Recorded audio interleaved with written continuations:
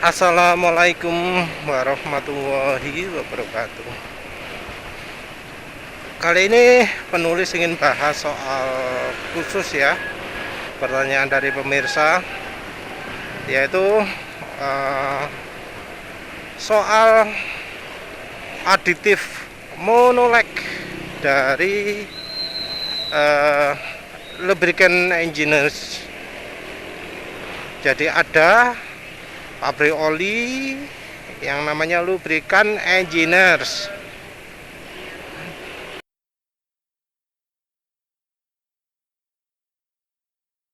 LE singkatannya. Dan mereka punya 4 aditif andalan untuk produk oli mereka. Ada monolek, duolek, triplet, kuartet atau apalah wis pokoknya siji loro telu papat ngono ya.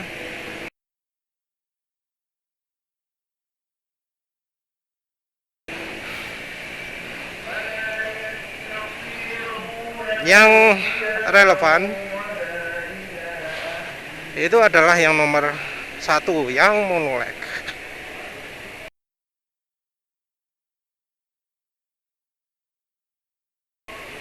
Yang nomor 2 beda lagi, khusus modelnya sifatnya kayak saingan ya dengan ZDDP ya.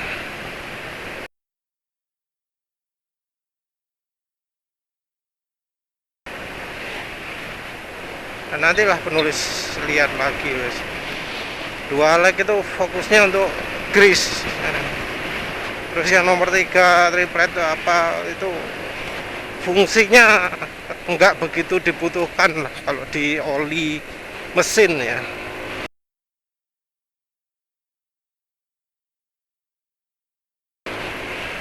Jadi implementasinya lebih khusus. Yang nomor 4 juga sama, khusus.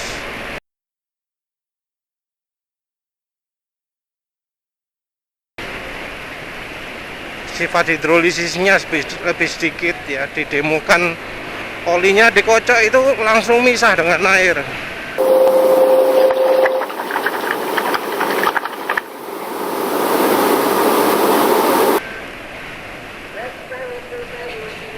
Harusnya ini di meja ya, tapi ya tadi nggak sempat ya. Kalau di meja kan bisa lihat ini loh fungsinya ini, tapi ya sayang nggak sempat ya. Wes ambil jalan ya, maaf. Tapi kita fokus ke monoleknya saja. Penulis sempat kaget ketika lihat ya ada molybdenum di situ.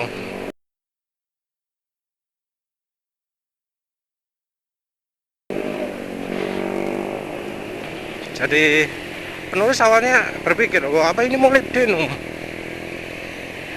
Ternyata enggak.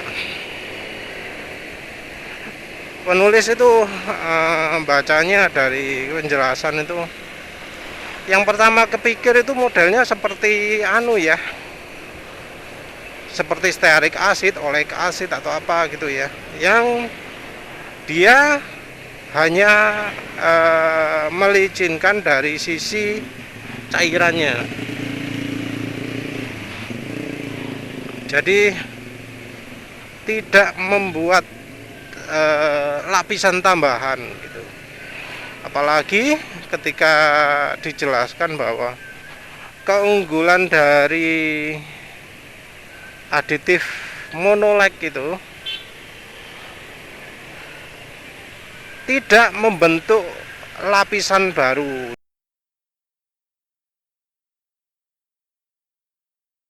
Jadi untuk komponen-komponen yang toleransinya ketat itu aman karena nggak membentuk lapisan baru. Kalau apa jenenge? Kalau kayak ZDDP, kayak apa? Moli itu kan beda ya. Bedanya adalah Aditif ZDDP ini akan melapisi permukaan ketika terjadi gesekan. Moli juga gitu. Ketika lapisan olinya sudah tidak kuat melindungi dan tersibakkan, aditif moli yang masih menempel di permukaan ini akan bereaksi terhadap panas yang dihasilkan dari gesekan.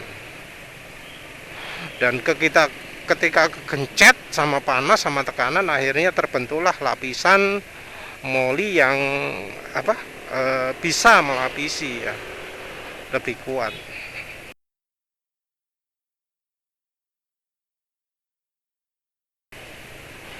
ZDDP juga gitu. Kelemahan dari ini, dari moli atau ZDDP yang cara kerjanya seperti itu, dia konsumtif, makin lama makin habis. Ini juga disindir oleh Monolek. Nah, setelah itu kan ada zat sisa toh, sisa pelicinnya ya. Nah, ini jadi masalah juga. Jadi bisa menyebabkan masalah karat. Jadi aditif moli yang terlalu banyak itu resikonya berkarat. Karena sisa-sisanya ini nggak bisa melindungi mesin lagi, tapi dia masih tetap nyoba nempel gitu ya, kalau nggak salah ya, sehingga aditif anti karatnya itu jadi gagal berfungsi, sehingga terjadilah karat. Kalau nggak salah kayak gitu, penulis lupa ya, soalnya yang kasus karat ini bacanya wah awal-awal dulu, sebelum pakai minyak goreng, sebelum 2016 kalau nggak salah ya. Ya nanti penulis coba carilah.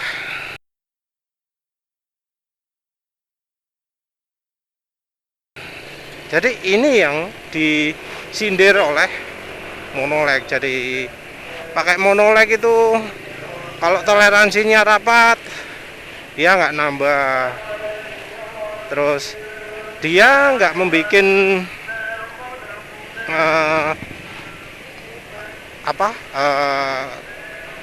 menimbulkan reaksi lain lah ya, karena dia sifatnya tetap nggak nambah baru.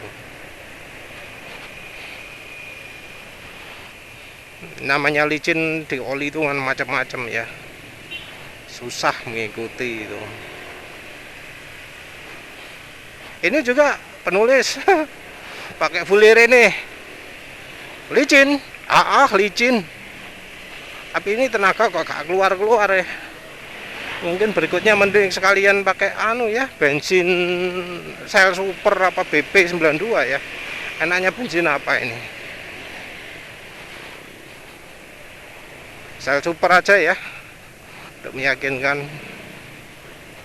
Karena kan kalau Shell Super enggak FD ya, lebih sedikit FD daripada lebih mending lah daripada pakai Pertamax.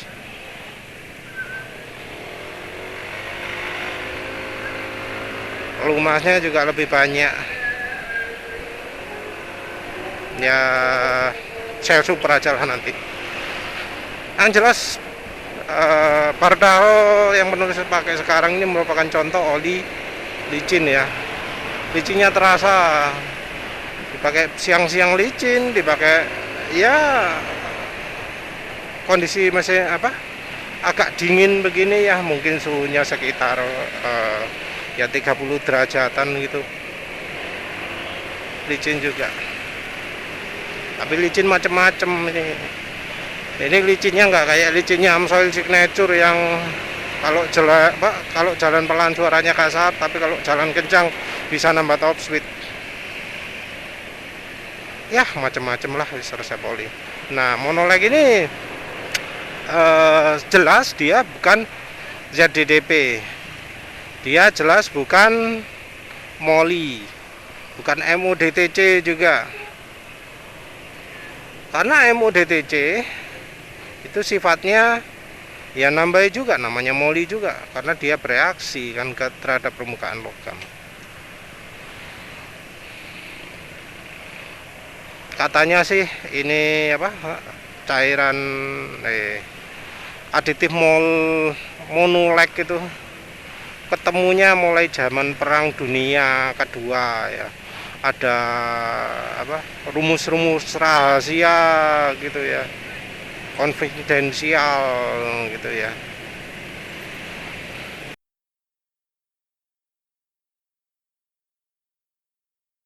Nggak ada yang pakai, akhirnya dipakai sama dia ya. Sebagai pemenang Perang Dunia Kedua, memang kan banyak teknologi dari Jerman yang kepake oleh Amerika ya.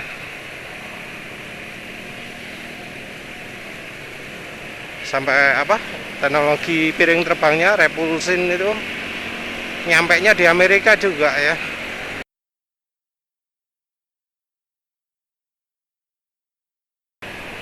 Nah, kembali lagi ya. Jadi monoleg itu katanya teknologi apa, zaman perang dunia kedua ya. Pokoknya zaman perang lah, entah yang mana ya, World War, di perang dunia. Yang satu yang jadi keunggulan dari monoleg ini adalah teknologi ini disebut eksklusif. Yang punya cuma lubrikan engineer stock, yang lain enggak. Penulis nggak tahu ya benar atau salah, bro. Tapi penulis sempat skeptis loh dengan pernyataan tersebut. Kenapa skeptis? Karena demo apa, kemampuan oligirnya. Oh ya, yang dual leg itu cocoknya oligir ya. Sorry, bukan gris, tapi oligir. Maaf.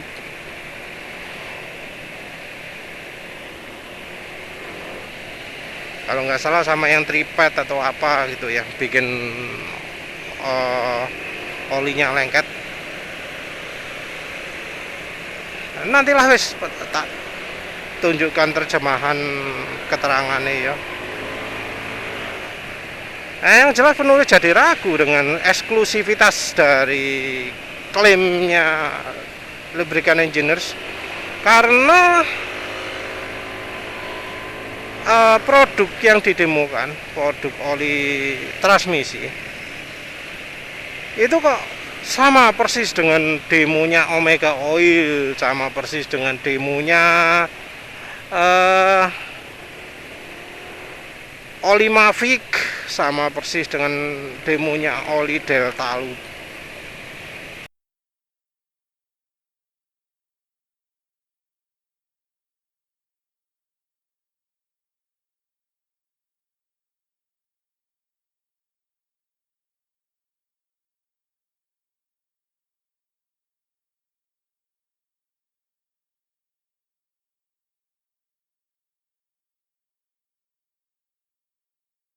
Warnanya sama-sama merah lagi.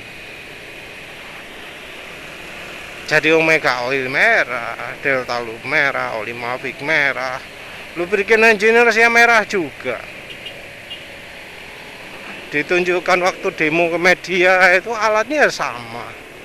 Penulis lihat keterangan di YouTube, alatnya ya sama, mirip-mirip lah.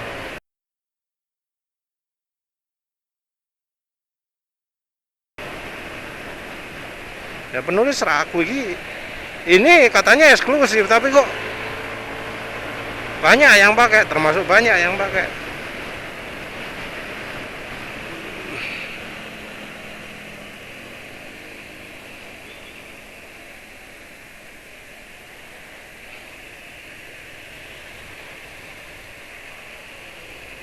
Wah, mepet.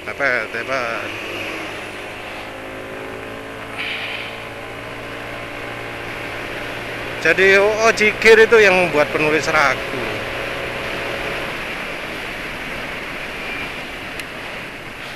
Tapi ya wis, anggap aja beda. Nah, seperti apa sih monoleg itu?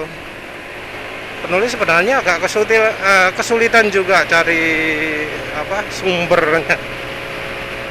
cari demonya di mana, nggak nemu.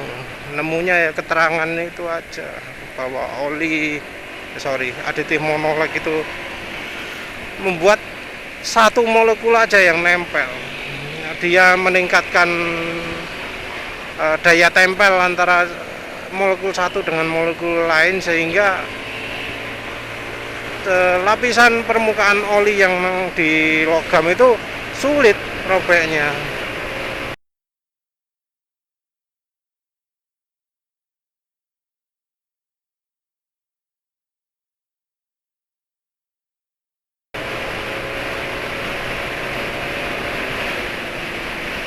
Jadi penulis ya sempat berpikir bahwa oh ini modelnya kayak additive friction modifier yang ya sering penulis bahas. Terus kasarannya podo karo minyak goreng lah ya, sama kayak ester. Tapi ternyata tidak, karena ada keterangan bahwa ketika lapisan cairannya sobek, maka monolag ini akan menghasilkan reaksi kimia ya, reaksi kimia yang menghasilkan lapisan yang licin, lapisan entah modelnya kayak apa, tapi kayaknya ya beda dari yang ngoli atau ZDDP atau boron gitu.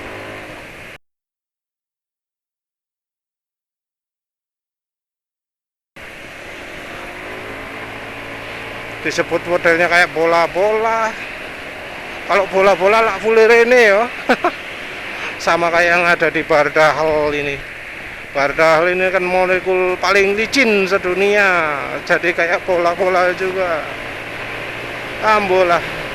Entah apakah fulirene dengan apa? Monolag itu sama atau enggak, wis penulis enggak tahu. Yang jelas penulis akhirnya nemu uji yang satu adalah anti aus pakai Timken mesin ya, unik ini ya, pakai Timken mesin. Mengapa penulis sebut unik? Karena ya Timken mesin itu yang diuji adalah extreme pressure additive EP.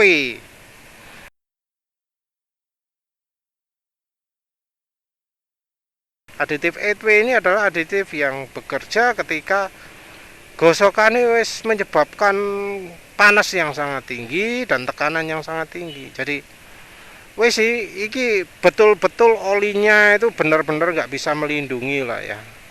Jadi ketika oli itu wis benar-benar gak kuat melindungi, baru EP yang bekerja.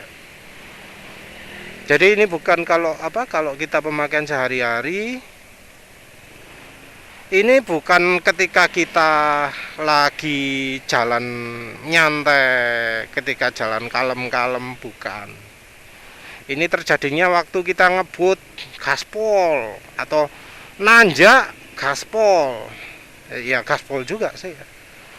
Jadi kecepatan gaspol, kecepatan tinggi melawan angin, atau gaspol di tanjakan. Seperti itu aditif EP akan membantu. Iki orang lambat-lambat Arab nutupi aku gak? Ya yang jelas itu kerjanya aditif EP. Dan cara menguji aditif EP adalah pakai Timken mesin. Dan ternyata uji Timkennya aditif monolag ini tinggi ya.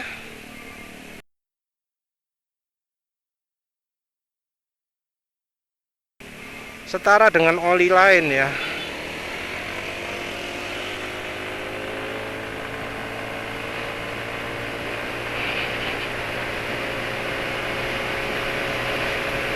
Nah ini yang membuat penulis berubah pikiran. Aditif apa ini?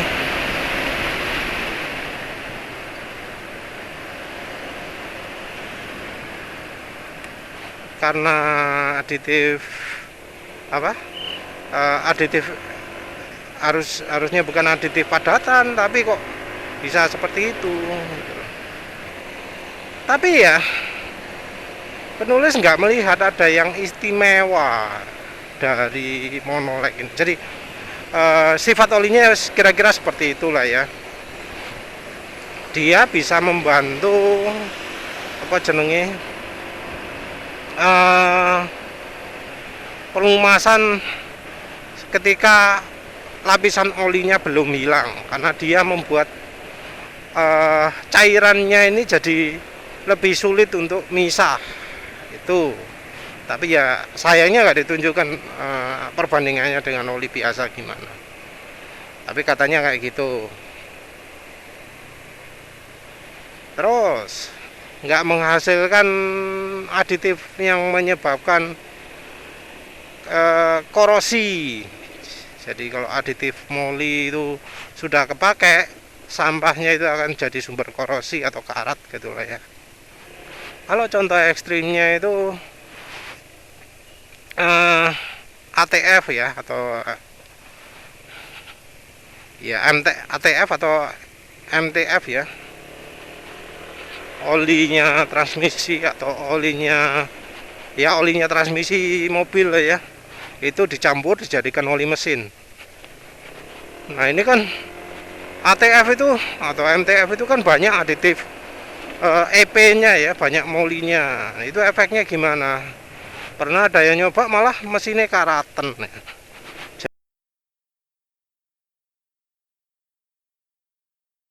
Jadi berkarat parah. Ya itu efek samping dari kalau aditif moli itu kebanyakan ya. Mungkin itu juga mengapa kok sekarang aditif moli muncul versi apa MODTC, MODTP dan seterusnya, itu nggak pakai MUS2 lagi.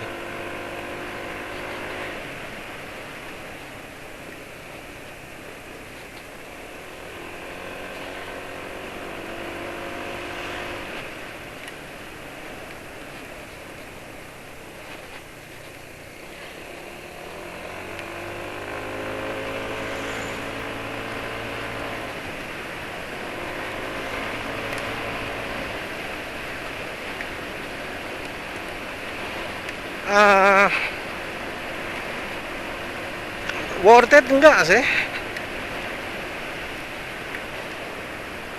Kalau dari uji itu jelas bahwa oli lain bisa mencapai hal yang sama dari yang keunggulan monolek itu. Maksudnya sama dari sisi licinnya ya. Ya mengandalkan aditif moli itu. Karena aditif-aditif lain kan kebanyakan yang diandalkan sekarang kan molybdenum ya. Kalau yang oli skuter, oli murahan, oli paling jelek dari pabrikan kasih MOS2. Terus dijual, dilabeli Jaso MB. Terus yang agak bagusan dikasih aditif anti selip, ditempeli Jaso MA. Terus yang paling bagus olinya dikasih MODTC, ditempeli APSN khusus untuk oli mobil bensin. Nah gitulah kira-kira ya. Nah apa untungnya monolek dalam hal ini, dalam kita sehari-hari? Kita yang jelas nggak akan mendapatkan manfaat dari sifat yang nggak nambah celah ya. Justru kita ini lebih sering harus berkutat dengan mesin yang oblak. Jadi kalau misalnya olinya itu bisa nambal oblak, itu malah justru lebih bagus. Oli yang bisa terus menjaga toleransi kerapatan itu ya rasanya ya nggak terlalu dibutuhkan lah ya. Karena motor itu ada dua bagian ya, yang sering aus, yang satu ruang bakar di piston, ring piston silindernya, yang satu lagi di sekitar noken as itu, bearing noken asnya terusnya lah. Itu mungkin untuk noken as aditif monolek ini bagus, tapi kalau untuk yang dinding silinder apa dia bisa membantu? Rasanya enggak ya. Karena kan ya bagaimanapun kan terbatas, enggak sampai unlimited. kita juga nggak tahu suhu aktivasinya berapa ada sih perbandingan, tapi itu dari grease ya, dia pakai grease ini hasilnya kayak gini. Rontok begitu pakai punya monolek bisa halus mulus, hebat banget. Tapi ya kita nggak tahu lagi grease yang dipakai sebelumnya itu sudah setara nggak kualitasnya.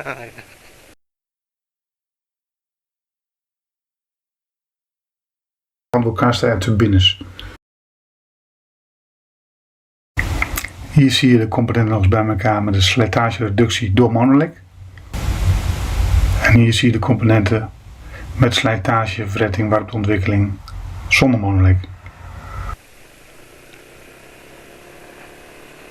Ya sayangnya oli monolek itu sekarang sudah sangat jarang ada ya. Kalau ada pun jualnya yang gede-gede anjing sak drum regane sak juta gitu ya. Ya nantilah kalau ada ya yang eceran penulis akan coba karena beda sendiri. Ya samalah kayak ketika penulis coba berdahul ini.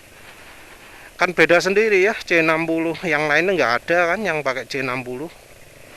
Mungkin cuma satu, tapi ini sudah bentuk oli.